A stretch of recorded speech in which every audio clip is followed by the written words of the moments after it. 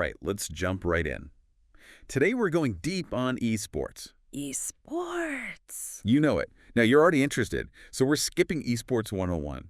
Think of it as a deep dive. Ooh, I like that. A deep dive. Exactly. We're using the Esports Wikipedia page, but don't worry. Right. This isn't just going to be reading off a bunch of facts and dates.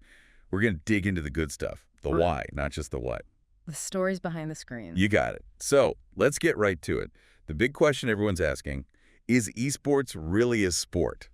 Yeah, that's the debate, isn't it? I mean, you've got Shaq investing in NRG esports. Right. And the Asian Games are all in. But the Olympics, they're still hesitant. So what's the deal? Is it a sport or not? It all comes down to how we define sport in the 21st century, right? Critics argue it's not physically demanding enough. Yeah, I can see that. But then you look at chess or poker, even officially recognized sports, and they require insane mental focus, strategy. Esports, it's the same thing, really. Yeah. The hand-eye coordination, the reflexes, the hours of practice. Absolutely. Those players train like crazy. I've seen the documentaries. Me too. It's intense. But then there's the violence in some of these games, like Counter-Strike. I feel like that's a big hurdle for the Olympics, no? Oh, for sure. And it's fascinating how different cultures view esports. Russia, they made it an official sport back in 2001. And South Korea, they give athlete visas to pro gamers. Whoa, really? It shows how much perceptions vary. That's a great point. So you've got this clash between traditional ideas of sport and this whole digital revolution. But how did we even get here? You mentioned the first esports competition was in 1972 for Space War. Yeah, it's wild, right? 1972, before Atari even, and the grand prize, a year's subscription to Rolling Stone magazine. Can you imagine? But it proves something important, competition. It's in the DNA of gaming. It's true. Think about it. The arcade boom in the 80s, fighting games taking over in the 90s, it all built up to this. And then the internet comes along and everything explodes. Exactly. Suddenly, it's not just about your local arcade. It's global tournaments, massive online communities. Games like Quake, StarCraft. Yeah. They were pioneers in a way. They paved the way. But we can't talk about the rise of esports without talking about South Korea. Oh, yeah. They were light years ahead. Dedicated esports TV channels, massive fan bases, all while most of the world was still figuring out dial-up internet. Wow. So South Korea was like the esports OG. Absolutely. Yeah. But why? What was so special about South Korea that allowed them to become such a powerhouse? That's a great question. So was it their culture, their tech infrastructure? A perfect storm, really. Widespread broadband was huge, but it was cultural, too. PC bangs, these gaming cafes. Yeah, I've heard of those. They were social hubs. Pro players became celebrities. Like rock stars almost. Exactly. And the government saw the potential early on. They supported it. They weren't just catching up. They were setting the pace. That's the... It's amazing. But let's talk games for a minute. Obviously, we know the big ones. League of Legends, Dota 2, Counter-Strike. But I hear even Tetris is an esport now. You heard right. And it's intense. Really? It's crazy. Tetris, Pokemon, those old school fighting games. Yeah. They all have these dedicated competitive scenes. It shows the diversity of esports, right? Yeah, there's a game for everyone, no matter your taste. Exactly. But for a lot of people, when they think esports, they think big tournaments, massive prize pools. The spectacle, the drama. Yeah, like the international. How does a tournament end up with like $40 million on the line? It's a combination of things, right? Sponsorships, crowdfunding, merchandise, ticket sales. It reflects how much money is pouring into esports as a whole. So it's more than just that one tournament. It's a sign of the bigger economic engine. Absolutely. But where does all that money go? To the players? The teams? Or does it mostly stay at the top? Now that's a question that sparks a lot of debate within the industry itself. The distribution of prize money, salaries, team investments, it's all changing so fast. Makes sense. And with all this growth and money, we can't ignore the downsides, the health concerns, right, the potential for exploitation, the ethical questions around gambling. Absolutely. As esports grows, so do the stakes. And it's crucial to talk about these issues openly and honestly. So let's talk about those challenges. Like in traditional sports, you always hear about injuries, right? Right. But with esports, I feel like it's more about the mental strain. Yeah. The pressure. Like, is that the biggest risk? It's huge. I mean, think about it. Intense pressure, long hours, Yeah. the potential for burnout. And unlike traditional athletes, a lot of these esports pros start really young. Yeah, that's true. Without the same kind of support systems in place. That's a good point. I mean, you've got teenagers competing for millions of dollars. Crazy, right? With thousands of people watching online, Yeah. that takes a whole other level of mental toughness. It does. Are teams doing enough to address this, though? Like, are they providing the right support? Some are, for sure.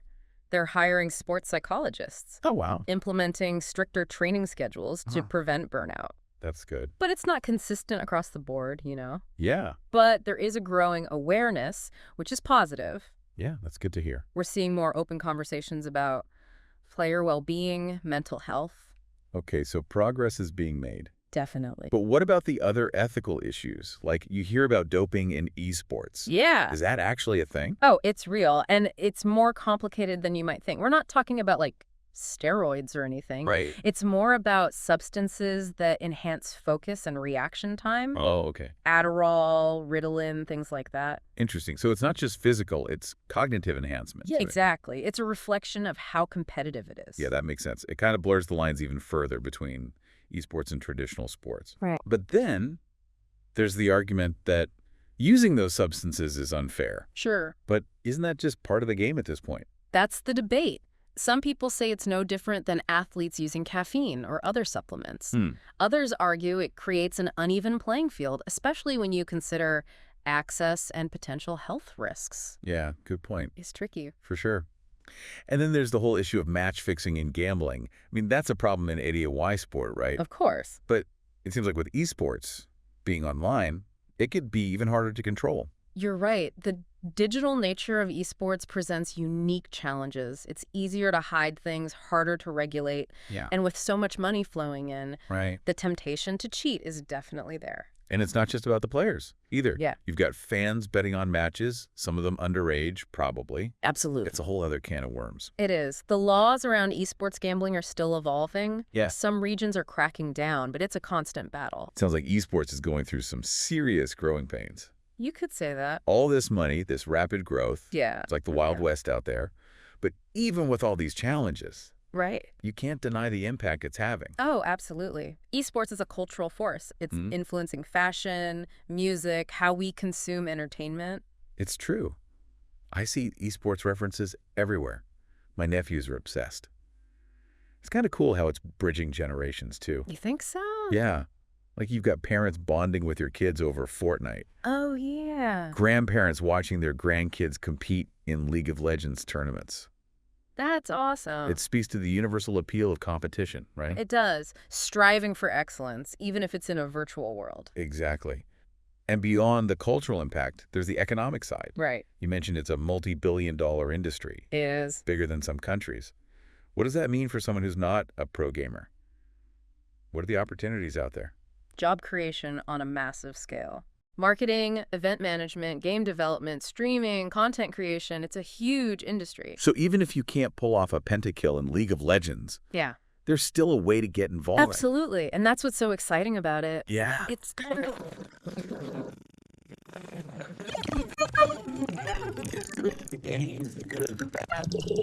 Is it a real sport? Debate. And we've only scratched the surface, really. Right.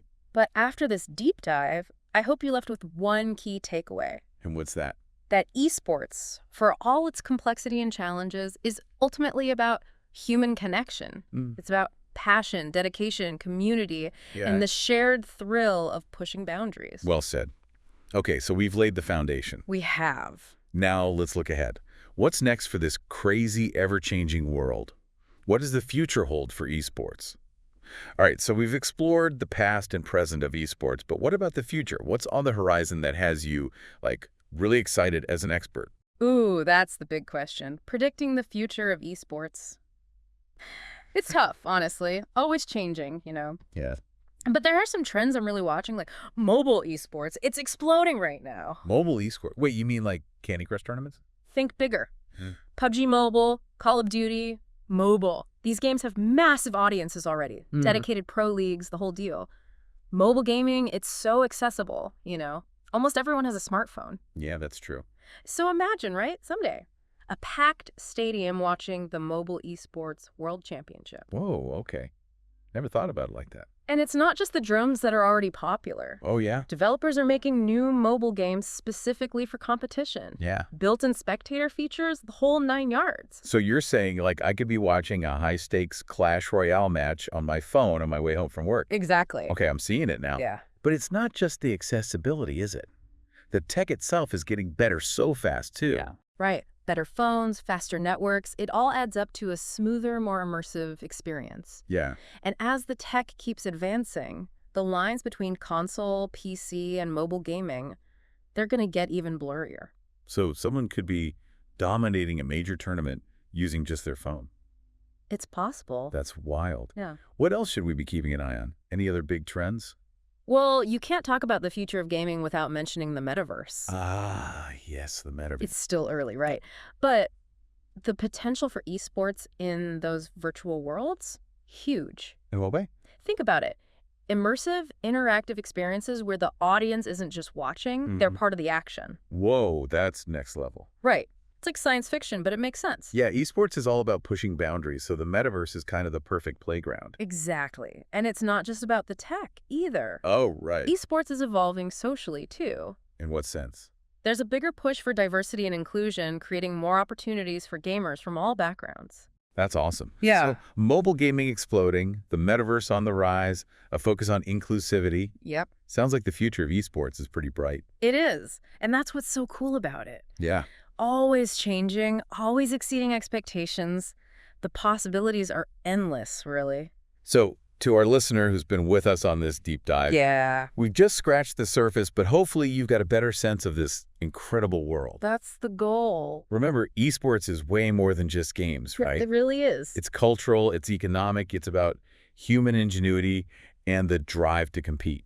Well said. Now, you know the basics, Yeah. so go explore, watch some streams, maybe try a local tournament. Yeah. Who knows? Yeah. You might discover the next big esports star. Or become one yourself. Thanks for joining us on this deep dive. Until next time, keep your eyes on the screen. The future of esports. It's just getting started. Couldn't have said it better myself. See you next time.